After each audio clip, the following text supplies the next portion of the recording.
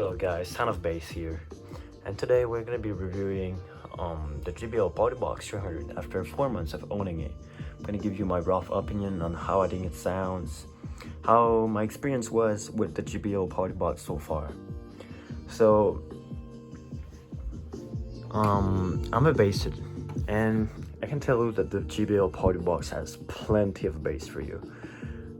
If you don't have like 415s, this is gonna be pretty good for you.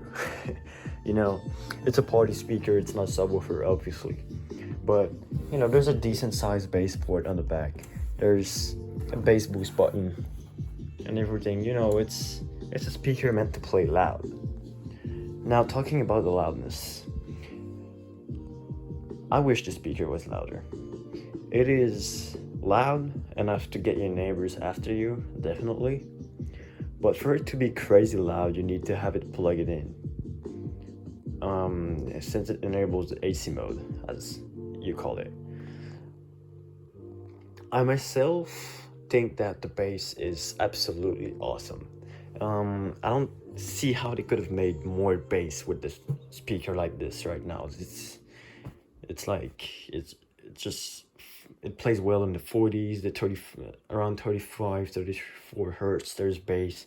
It shakes the walls. It's just crazy. Now, there's one thing you need to know before buying the speaker if you want to carry it around.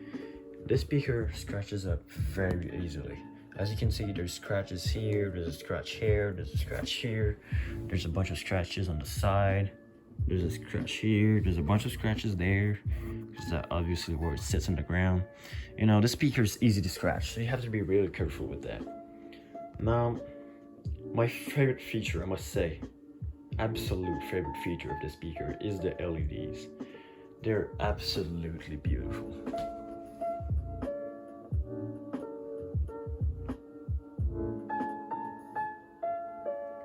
Now the soundstage. What do you think about the soundstage?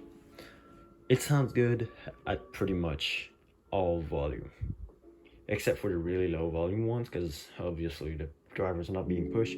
But at around 25 to 30% volume, it's where the bass starts to kick in, you know? And it's just perfect sounding. It's like the mids, the treble, the bass, everything's just well balanced. It's good in every point. There's nothing I can really add to the speaker. You know, it's just perfect. There's nothing much else I can say about it. You know, it's just, you won't regret buying the speaker. Just be careful with it. Like, you don't want to scratch it. You just know that it's insane. Now, another thing I want to point out is that the speaker can be laid on both sides. There's rubber pads on the bottom, on top here. Now this is laid in the wrong way. Usually there's 3 tweeters, one here, one here, one here. Usually you would have it the other way around. But yeah, I just laid it like that and just realized it wasn't the right way. So obviously there's a bunch of different options you can choose if you rather have it laid down, laid up with the rubber pads here. And you know, it's a nice speaker. There's a bunch of different ways you can place it around. You can place it in a corner. It's gonna sound great. Now, another thing I really like about this is the iPad holder. Unfortunately, only my phone fits in here. I mean, I call it a iPad holder because it's big, but obviously you can hold more things like a phone and stuff. But I have an iPad Air 3 and it doesn't fit. It's too big. Like, not too thick, but it's too large, which is pretty sad. But my phone fits, which is good enough. Yeah, that's pretty good. Now the battery life is, I don't think it does 18 hours GBO. Honestly, I don't think it does 18 hours at all. Even at low volume, I think the battery tends to drain a little too much. I mean, it does last at least 10 hours, that's no question asked, but it doesn't do 18, that's for sure. I know my LEDs are always on, but come on. Could have at least made it 15 or not 18, like, that's a big lie, GBL, sorry.